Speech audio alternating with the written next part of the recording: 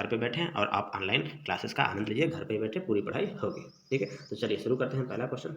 Ammonia के सृजन में, जी हाँ, अमोनिया के सृजन में काम आने वाली गैस कौन सी है? तो आपको पता होगा अमोनिया के निर्माण में नाइट्रोजन और हाइड्रोजन का उपयोग होता है। तो आइए इसका एक्सप्लेनेशन देखते हैं। नाइट्रोजन और हाइड्रोजन के मिश्रण से अमोनिया यानी NH3, आपको पता है NH3, अमोनिया का सूत्र क्या होता है? NH3 का निर्माण होता है। और आगे देखते हैं, अमोनिया का औद्योगिक पैमाने पर उत्पादन हैबर विधि से होता है। जी हाँ, याद रखिएगा, हैबर विधि से सबसे पहले अमोनिया गैस प्रयोगशाला में बनाए गए थे। आगे बढ़ते हैं, अमोनिया का उपयोग देखते हैं रेफ्रिजरेटर और यूरिया के निर्माण में। जी हाँ, अमोनिया का उपयोग रेफ्रिजरेटर में, फ्रिज में और यूरिया के निर्माण में होता है। और ऑक्सीजन के विषय में देखते हैं, ऑक्सीजन की खोज जे प्रिस्ले ने की थी। याद रखिएगा, ऑक्सीजन की खोज प्रिस्ले ने, और इन्होंने हंसाने वाले गैस की भी खोज की थी। और आपको पता होगा कि ऑक्सीजन रंगहीन, गंधहीन और वायु से कुछ भारी गैस होती है। यह स्वयं नहीं जलती और जलने में सहायक होती है। याद रखिएगा, ये खुद जलती नहीं मगर जलने में सहायक होती है। इसे हम प्राणवायु भी कहते हैं। आगे बढ़ते हैं, ओजोन गैस के विषय में देखते हैं। ओजोन गैस जिसका रासायनिक सूत्र है O3, ऑक्सीजन का अपर रूप है। आपको पता होगा, दिख रहा है क्या? O3 यानी ऑक्सीजन का अपर रूप है ओजोन गैस, जो सूर्य से आने वाली पराबैंगनी किरणों का, आपको पता होगा ओजोन गैस सूर्य से आने वाली पराबैंगनी किरणों यानी अल्ट्रावायलेट रेज को पृथ्वी की सतह पर आने से रोकती है। और समुद्र तल से 25.3 किमी की ऊंचाई पर O3 की सांद्रता सबसे अधिक होती है, यानी इसकी मात्रा सबसे अधिक होती है। और आपको पता होगा ओजोन गैस को किससे मापते हैं? तो डॉप्सन से। याद रखिएगा, डॉप्सन से। और ओजोन के अन्य प्रयोग देखते हैं, कृत्रिम रेशम बनाने में, कीटाणुनाशक के रूप में, और खाद्य पदार्थों को सड़ने से बचाने के लिए ओजोन गैस का उपयोग किया जाता है। आगे बढ़ते हैं, हाइड्रोजन गैस के विषय में देखते हैं। हाइड्रोजन को भविष्य का ईंधन कहा जाता है। इसमें न्यूट्रॉन नहीं होता। जी हाँ, इसमें न्यूट्रॉन नहीं होता। और इसकी खोज हेनरी कैवेंडिश ने की थी। आपको पता होगा, इसकी खोज हेनरी कैवेंडिश ने की थी। और हाइड्रोजन के 3 समस्थानिक है। जी हाँ, हाइड्रोजन के 3 समस्थानिक, तीनों समस्थानिक काफ़ी महत्वपूर्ण है, जो आपके एग्जाम में पूछे जाते हैं। तो पहला है प्रोटियम, दूसरा ड्यूटेरियम और तीसरा ट्राइटियम। और याद रखिएगा, इसका उपयोग रॉकेट ईंधन, गैसोलीन और हैबर विधि द्वारा अमोनिया के निर्माण में होता है। और ट्राइटियम, याद रखिएगा, जो ट्राइटियम है ये रेडियम धर्मी पदार्थ होता है।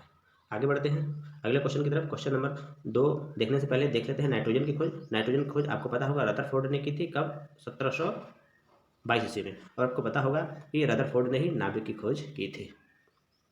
अगले क्वेश्चन की तरफ बढ़ते हैं। अगला क्वेश्चन है, पृथ्वी की पपड़ी में विशुद्ध रूप से पाई जाने वाली धातु कौन सी है? यानी सबसे शुद्ध रूप से कौन सी धातु मिलती है? तो प्लेटिनम। आपको पता होगा प्लेटिनम धरती पे सबसे विशुद्ध यानी शुद्ध रूप से पाई जाती है। आइए इसका एक्सप्लेनेशन देखते हैं। पृथ्वी की पपड़ी में विशुद्ध रूप से पाई जाने वाली धातु प्लेटिनम है, जिसका रासायनिक सूत्र Pt है।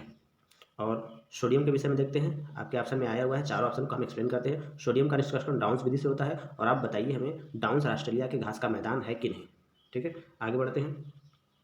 और धोने का सोडा या वॉशिंग सोडा, जिसका रासायनिक सूत्र होता है Na2CO3.10H2O, Na2CO3 10H2O इसका रासायनिक नाम है। और सोडियम कार्बोनेट, जी हाँ, सोडियम कार्बोनेट, और इसे कपड़ा साफ करने में, कठोर जल को मृदु बनाने में इसका उपयोग किया जाता है।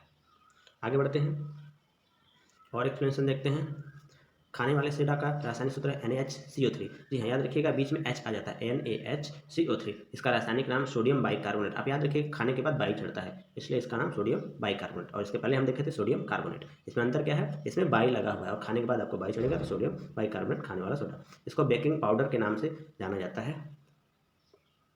आगे बढ़ते हैं, सोडियम सल्फेट Na2SO4 10H2O को ग्लोबल साल्ट कहते हैं। याद रखिएगा, ग्लोबल साल्ट कहा जाता है। और इसका उपयोग दवा एवं कांच निर्माण उद्योग में किया जाता है। याद रखिएगा। आगे देखते हैं सोडियम थायोसल्फेट, जिसको हम हाइपो भी कहते हैं। सोडियम थायोसल्फेट, जिसको हाइपो कहते हैं, और इसका उपयोग फोटोग्राफी में होता है। इसका सूत्र देख लीजिएगा, Na2SO2O3 5H2O। आपको याद होगा, जिसके लास्ट में H2O लग रहा है उसका मतलब पानी नहीं, वो क्रिस्टल होगा। आगे बढ़ते हैं अगले एक्सप्लेनेशन की तरफ। तांबा का निष्कर्षण मुख्य रूप से कॉपर पायराइड द्वारा होता है। यानी कॉपर पायराइड क्या है? तांबे का अयस्क है, जिसको CuFeS2 के नाम से जाना जाता है। और कॉपर सल्फेट CuSO4 5H2O, इसे ब्लू विट्रियोल भी कहते हैं। और आगे बढ़ते हैं अगले एक्सप्लेनेशन की तरफ। मैग्नीशियम यानी Mg का निष्कर्षण कार्नेलाइट द्वारा होता है। ठीक है, और यानी हम इसे कह सकते हैं कि मैग्नीशियम का अयस्क कार्नेलाइट है। आगे बढ़ते हैं, मैग्नीशियम का यूज देखते हैं। इसका उपयोग फोटोग्राफी और आतिशबाजी में होता है, एवं मिश्र धातु के निर्माण में भी इसका प्रयोग किया जाता है। ड्यूरालुमीन Mg का मिश्र धातु है, यानी मैग्नीशियम का मिश्र धातु ड्यूरालुमीन है। और इसका निर्माण आपको पता होगा कि ड्यूरालुमीन जहाज के निर्माण और प्रेशर कुकर के निर्माण में किया जाता है। प्रेशर कुकर जिस धातु का बनता है वो ड्यूरालुमीन होता है, और हवाई जहाज ड्यूरालुमीन का बनता है। आगे बढ़ते हैं अगले एक्सप्लेनेशन की तरफ। भूपर्पटी में सबसे अधिक ऑक्सीजन, भूपर्पटी में हमारे अर्थ क्रस्ट में सबसे ज़्यादा ऑक्सीजन 46.8% होता है, और दूसरे स्थान पर सिलिकॉन है जो कि 27% है, और तीसरे स्थान पे 8.13% एल्यूमिनियम है। तो आपको पता होना चाहिए कि भूपर्पटी पे सबसे अधिक मात्रा में मिलने वाला तत्व ऑक्सीजन है, और दूसरे नंबर पर सिलिकॉन, तीसरे नंबर पर एल्यूमिनियम। आगे बढ़ते हैं अगले क्वेश्चन की तरफ। क्वेश्चन नंबर 3 को देखते हैं। जल का शुद्धतम रूप क्या है? तो जल का शुद्धतम रूप वर्षा का जल है। याद रखिएगा, सबसे शुद्ध जल वर्षा का जल होता है, और समुद्र का जल और नलके का जल और अशुद्ध जल उतना शुद्ध नहीं होता जितना वर्षा का जल होता है। अशुद्ध जल में कोई खनिज लवण नहीं होता, इसकी वजह से इसको शुद्ध नहीं माना जाता है। तो जल का शुद्धतम रूप वर्षा का जल है। आगे बढ़ते हैं अगले क्वेश्चन की तरफ। पैरासीटामॉल के विषय में। पैरासीटामॉल क्या है? ये एक पीड़ा हर है। इससे याद रखिएगा, इसका प्रयोग डॉक्टर अक्सर करते हैं, और पैरासीटामॉल बुखार, सर दर्द और अनेक बीमारियों में काम आने वाली एक दवा है। इसको रामबाण दवा भी कहते हैं। तो आपको पता होगा पैरासीटामॉल एक पीड़ाहार है। और सल्फा ड्रग आया है, तो सल्फा ड्रग पता होना चाहिए कि जीवाणुओं को नष्ट करने के काम में आता है। जी हाँ, सल्फा ड्रग जीवाणुओं को नष्ट करने के काम में आता है, और इसका निर्माण सल्फर और नाइट्रोजन से होता है। जी हाँ, सल्फा ड्रग सल्फर और नाइट्रोजन से होता है, और ये जीवाणुओं को नष्ट करता है। चलिए आगे बढ़ते हैं। क्लोरोमाइसिटीन। क्लोरोमाइसिटीन क्या है? तो आपको पता होना चाहिए कि क्लोरोमाइसिटीन प्रतिजीवाणुविक है। प्रतिजीवाणुविक, जिसको एंटीबैक्टीरियल बोलते हैं, यानी बैक्टीरिया को मारता है। ये क्लोरोमाइसिटीन एक दवा है। ठीक है, इसका एक्सप्लेनेशन देखते हैं। क्लोरोमाइसिटीन एक प्रतिजीवाणुविक है, यानी एंटीबायोटिक्स है। इसका निर्माण सूक्ष्म जीवाणुओं, कवक इत्यादि से होता है। ये औषधियाँ अन्य जीवाणुओं को मारती हैं। ठीक है, ये औषधियाँ अन्य जीवाणुओं को मारती है और उनकी वृद्धि को रोकती हैं, जैसे टेट्रासाइक्लिन और जेंटामाइसिन और स्ट्रेप्टामाइसिन और क्लोरोमाइसिटीन इत्यादि है। और एंटीसेप्टिक के विषय में देखते हैं। एंटीसेप्टिक क्या होता है? यह भी जीवाणु को नष्ट करता है, किंतु यह घाव को भरने में भी सहायक होता है। जैसे हमें चोट लगता है तो डॉक्टर बोलते हैं एंटीसेप्टिक लगाने के लिए। और ethyl iodide, phenyl formaldehyde, hydrogen peroxide, ये सब क्या है? एंटीसेप्टिक है। चोट लगने पर घाव जिस दवा से धोते हैं उसको ही हाइड्रोजन पेरोक्साइड बोलते हैं। आपको पता होना चाहिए, द्रव की तरह एक पदार्थ होता है जिसको हम बोलते हैं कि हाइड्रोजन धो रहे हैं, वही क्या होता है? हाइड्रोजन पेरोक्साइड होता है। आगे बढ़ते हैं अगले क्वेश्चन की तरफ। वनस्पति घी के औद्योगिक उत्पादन प्रक्रिया में शामिल है, तो आपको पता होना चाहिए कि अपचयन होता है। वनस्पति घी औद्योगिक उत्पादन प्रक्रिया को अपचयन विधि से बनाते हैं। एक्सप्लेनेशन देखते हैं। वनस्पति घी के औद्योगिक उत्पादन की प्रक्रिया को अपचयन कहते हैं। उसमें निकल उत्प्रेरक का प्रयोग होता है। निकल उत्प्रेरक के उपस्थिति में होता है, और सबसे पहले बर्जीलियस के द्वारा, याद रखिएगा, बर्जीलियस के द्वारा उत्प्रेरक की खोज की गई थी। तो आपके एग्जाम में पूछता है कि उत्प्रेरक की खोज किसने की थी? तो बर्जीलियस। और यह भी पता होना चाहिए कि निकल धातु का प्रयोग हम वनस्पति घी को बनाने में करते हैं। आगे देखते हैं, अगले क्वेश्चन की तरफ पढ़ते हैं। रासायनिक रूप से गन्ने की शर्करा क्या होती है? रासायनिक रूप से गन्ने की शर्करा सुक्रोज है। जी हाँ, सुक्रोज। एक्सप्लेनेशन देखते हैं। रासायनिक रूप से गन्ने के रस सुक्रोज है। कार्बोहाइड्रेट के डाइसैकराइड का प्रकार है, जिसमें दो मोनोसैकराइड के अणु मिलकर बने होते हैं। और सुक्रोज, याद रखिएगा, ग्लूकोज और फ्रक्टोज के मिलने से बनता है। ग्लूकोज और फ्रक्टोज। सुक्रोज गन्ने का एक शर्करा है, और इसमें ग्लूकोज और फ्रक्टोज होता है। आगे बढ़ते हैं। ऑक्सीकरण वह प्रक्रिया है जिसमें क्या होता है? तो उसमें इलेक्ट्रॉनों की हानि होती है। ऑक्सीकरण की प्रक्रिया में इलेक्ट्रॉनों की हानि होती है, यानी कोई भी तत्व अपने इलेक्ट्रॉन को त्यागता है तो उसमें ऑक्सीकरण की प्रक्रिया होती है। जैसे ऑक्सीकरण वह रासायनिक अभिक्रिया है जिसमें इलेक्ट्रॉन को त्यागा जाता है, इलेक्ट्रॉन का त्याग होता है। आगे बढ़ते हैं अगले क्वेश्चन की तरफ। हाइड्रोजन के कितने समस्थानिक है? तो अभी हमने देखा हाइड्रोजन के 3 समस्थानिक है। इसका जो तीसरा समस्थानिक है वो रेडियोधर्मी की तरह कार्य करता है। हाइड्रोजन के समस्थानिकों की संख्या 3 है, और हाइड्रोजन का समस्थानिक प्रोटियम न्यूट्रॉन नहीं होता। प्रोटियम में न्यूट्रॉन नहीं होता। आपको पता है कि प्रोटियम में न्यूट्रॉन नहीं होता, जो अभी हमने ऊपर देखा है। और ड्यूटेरियम हाइड्रोजन का वह समस्थानिक है जो भारी जल का निर्माण करता है, D2O, और इसका अणुभार 20 होता है। एग्जाम में बार बार पूछा जाता है D2O का अणुभार, तो 20 होता है। और D2O है क्या? भारी जल। और आपको ये भी जान लेना चाहिए कि परमाणु रिएक्टर में मंदक के रूप में हम भारी जल का तथा न्यूट्रॉनों की गति को कम करने के लिए भारी जल का प्रयोग करते हैं। ट्राइटियम रेडियो सक्रिय पदार्थ है, ये भी हमने देखा अभी कि ट्राइटियम, जो कि हाइड्रोजन का तीसरा समस्थानिक है, ये रेडियो सक्रिय तत्व है। आगे बढ़ते हैं अगले क्वेश्चन की तरफ। श्वसन के लिए समुद्री गोताखोर निम्नलिखित में से किसके मिश्रण का उपयोग करते हैं? तो ऑक्सीजन तथा हीलियम के मिश्रण का प्रयोग करते हैं। ऑक्सीजन में हीलियम मिलाकर और टंकी में भर के इसे अपने साथ लेकर जाते हैं। श्वसन के लिए समुद्री गोताखोर ऑक्सीजन तथा हीलियम के मिश्रित वायु का प्रयोग करते हैं। और हीलियम के प्रयोग करने का खास वजह यह है कि ऑक्सीजन यदि शुद्ध होगा तो हमारे खून के साथ नहीं मिलता है, यानी हीलियम ऑक्सीजन को हमारे हीमोग्लोबिन के साथ मिलने में सहायक होता है, ये मदद करता है। इसीलिए गोताखोर ऑक्सीजन के साथ हीलियम मिश्रित वायु का प्रयोग करते हैं। अगले क्वेश्चन की तरफ बढ़ते हैं। किसी निश्चित तापमान पर संतृप्त विलयन कैसा होता है? तो किसी निश्चित तापमान पर संतृप्त विलयन अधिक ठोस विलेय घोलने में असमर्थ होता है। मतलब यदि ताप निश्चित है और विलयन संतृप्त है तो उसमें आप आगे कोई भी पदार्थ घोल नहीं सकते, यानी वो संतृप्त होता है।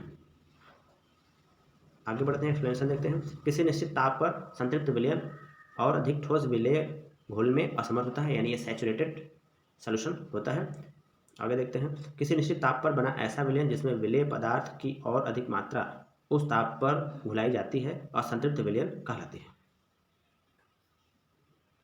और ऐसा संतृप्त विलयन जिसमें विलेय की मात्रा उस विलयन को संतृप्त करने के लिए आवश्यक विलेय की मात्रा से अधिक घुली हो और संतृप्त विलयन कहलाती है, यानी सुपर सैचुरेटेड या अति संतृप्त विलयन। अति संतृप्त यानी सुपर सैचुरेटेड विलयन कहलाती है।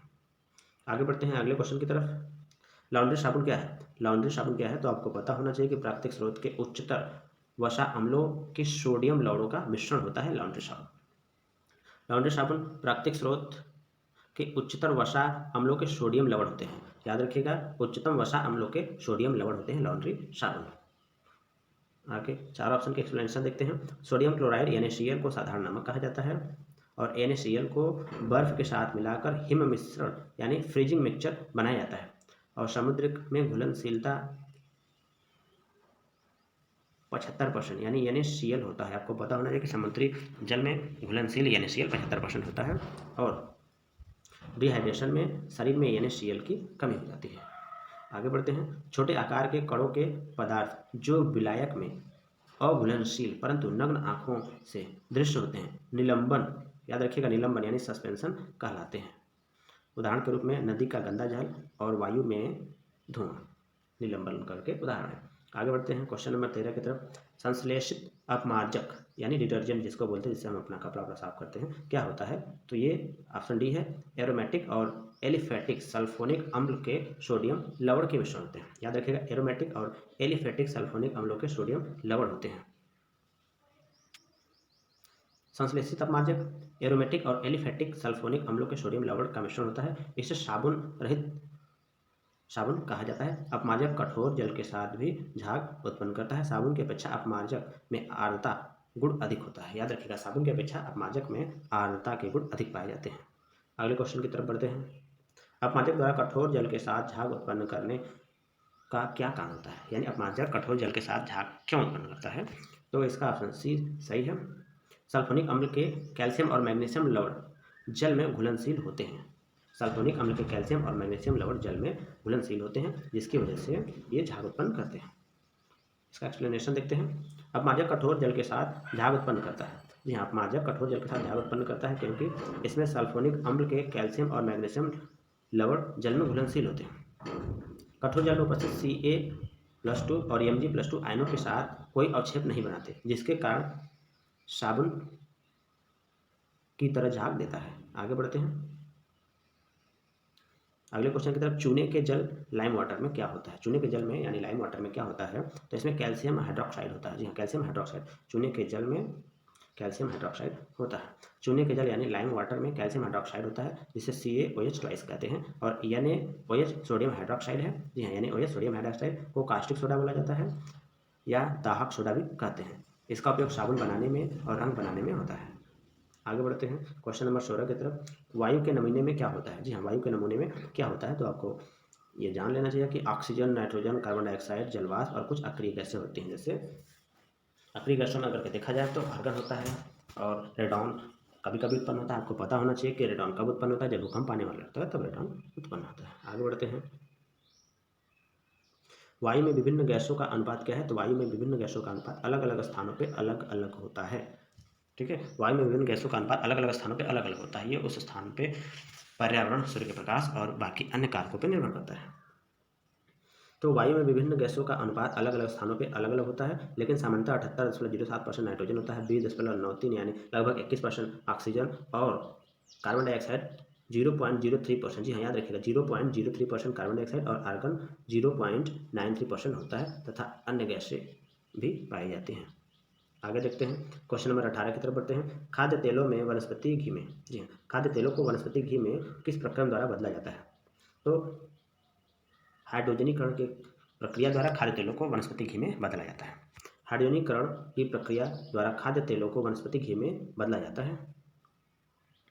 आगे देखते हैं आसवन यानी डिस्टिलेशन, आसवन विधि द्वारा मुख्यतः द्रवों के मिश्रण को पृथक किया जाता है। डिस्टिलेशन वह प्रक्रिया है जिसमें दो द्रवों के मिश्रण को हम अलग करते हैं। जब दो द्रवों के क्वथनांकों में अंतर अधिक होता है तब इस विधि का हम उपयोग करते हैं। जैसे जल का शुद्धिकरण डिस्टिलेशन से होता है। हम कहते हैं ना डिस्टिल वाटर यानी आशुद्ध जल, डिस्टिलेशन की प्रक्रिया के द्वारा हम जल को शुद्ध करते हैं। आगे देखते हैं क्रिस्टलाइजेशन यानी रवाकरण इस विधि में रवेदार ठोस पदार्थ के घोल को गर्म करके छान लिया जाता है और छानने के बाद घोल को धीरे धीरे ठंडा करने पर रवेदार ठोस पदार्थ रवा के रूप में अलग हो जाता है और CuSO4 को उसके घोल से अलग करते हैं। यह उदाहरण है, CuSO4 कॉपर सल्फेट को उसके घोल से अलग करते हैं क्रिस्टलाइजेशन के द्वारा। अगले क्वेश्चन की तरफ बढ़ते हैं। लोहे की वस्तुओं में जंग बनने से लग जाती है। याद रखिएगा, जंग बनता है तो उसको क्या बोलते हैं, फेरस और फेरिक हाइड्रोक्साइड का निर्माण होता है। लोहे की वस्तुओं में जंग लगता है तो उसमें फेरस या फेरिक ऑक्साइड का मिश्रण हो जाता है। और आपको पता होना चाहिए कि लोहे में जब जंग लगता है तो उसका भार क्या होता है, बढ़ जाता है। याद रखिएगा, बार बार क्वेश्चन पूछा जाता है, लोहे का भार बढ़ जाता है। और लोहे की वस्तुओं पर जंग फेरस और फेरिक ऑक्साइड के मिश्रण के कारण होता है। यह एक रासायनिक परिवर्तन है। जी हाँ, यह एक रासायनिक परिवर्तन है। रासायनिक परिवर्तन के विषय में जान लेते हैं। रासायनिक परिवर्तन वैसा परिवर्तन होता है जिसमें किसी पदार्थ के रंग, रूप, गुण हमेशा के लिए बदल जाते हैं, अर्थात नए पदार्थ का मिश्रण हो जाता है, नया पदार्थ प्राप्त होता है। अब उससे आप पुराना पदार्थ नहीं प्राप्त कर सकते। जैसे दूध से दही बनना, मोमबत्ती का जलना, लोहे में जंग होना। क्या बताइए, दूध से दही बन जाता है तो वापस आप दही से दूध बना सकते हैं, नहीं बना सकते। यानी इस प्रक्रिया को हम रासायनिक परिवर्तन बोलते हैं। और मोमबत्ती का जलना, मोमबत्ती जल गया, क्या वापस आप उसके भाप को एकत्रित करके मोमबत्ती बना सकते हैं, नहीं बना सकते। लोहे में जंग लग गया तो वापस आप लोहे को शुद्ध नहीं कर सकते। इसलिए ऐसी प्रक्रिया को हम रासायनिक प्रक्रिया कहते हैं, जिसको पुनः उसके पुराने स्थिति में हम नहीं ला सकते। आगे एक्सप्लेनेशन देखते हैं। लोहे में जंग का लगना ऑक्सीकरण की प्रक्रिया होता है, यानी उसमें हम क्या करते हैं, इलेक्ट्रॉन का त्याग होता है। और जंग का सामान्यतः सूत्र आपको Fe2O3 X टेंस टू, और इसमें X क्या है, अणुओं की संख्या होती है। और लोहे में जंग लगने से इसका वजन, आपको अभी हम बताएं कि वजन बढ़ जाता है। और जंग से बचाने के लिए इस पर जस्ता का लेप चढ़ाया जाता है, जिसको गैल्वेनीकरण या जस्तीकरण, याद रखिएगा गैल्वेनीकरण बार बार एग्जाम पूछा जाता है कि गैल्वेनीकरण में क्या होता है, तो लोहे पर जस्ते का परत चढ़ाया जाता है। आगे बढ़ते हैं क्वेश्चन नंबर 20 की तरफ। रासायनिक तौर पर हीरा क्या है। जी हाँ, रासायनिक तौर पर हीरा क्या है, तो हीरा आपको पता होगा कि शुद्ध कार्बन होता है, कार्बन का अपर रूप। रासायनिक रूप से हीरा शुद्ध कार्बन होता है, इसे कार्बन का अपर रूप हम कह सकते हैं। आगे बढ़ते हैं क्वेश्चन नंबर 21 की तरफ। वायु में नाइट्रोजन का क्या महत्व होता है। आपको पता है कि वायु में सबसे अधिक नाइट्रोजन है और ऑक्सीजन को तनु करता है। तनु का मतलब पतला होता है, जब भी तनु हो तो तनु का मतलब पतला करता है उसको।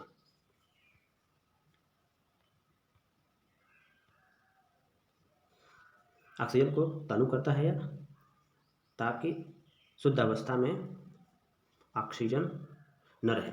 और आपको पता होगा, ऑक्सीजन यदि जब शुद्ध अवस्था में होता है तो उससे हमारा हीमोग्लोबिन ग्रहण नहीं कर पाता। जब तक उसको तनु न किया जाए, उसको सॉल्यूट न किया जाए, तब तक उसको हमारा हीमोग्लोबिन उसे सूख नहीं सकता। इसलिए उसको तनु करना काफ़ी ज़रूरी होता है। इसीलिए हाइड्रोजन और ऑक्सीजन के मिश्रण को तनु किया जाता है। आगे बढ़ते हैं।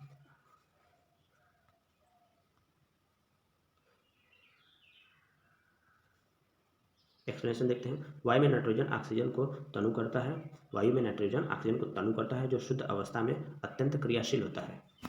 ऑक्सीजन शुद्ध अवस्था में अति क्रियाशील होता है, जिससे हमारे शरीर को हानि पहुंच सकती है। और नाइट्रोजन गैस का उपयोग बिजली के बल्ब में भरने में तथा नाइट्रोजन का उपयोग प्रतिशीतक, यानी आपको पता होना चाहिए कि प्रतिशीतक कोल्ड स्टोरेज या फिर फ्रिज को बोलते हैं, उसमें भोज्य पदार्थों को जमाने में तथा निम्न ताप पर शैल चिकित्सा में इसका प्रयोग किया जाता है। आगे बढ़ते हैं अगले क्वेश्चन की तरफ। क्वेश्चन नंबर 22 को देखते हैं। 2 बिलियन को जब, जी हाँ, 2 बिलियन को जब आइसोटोनिक कहा जाता है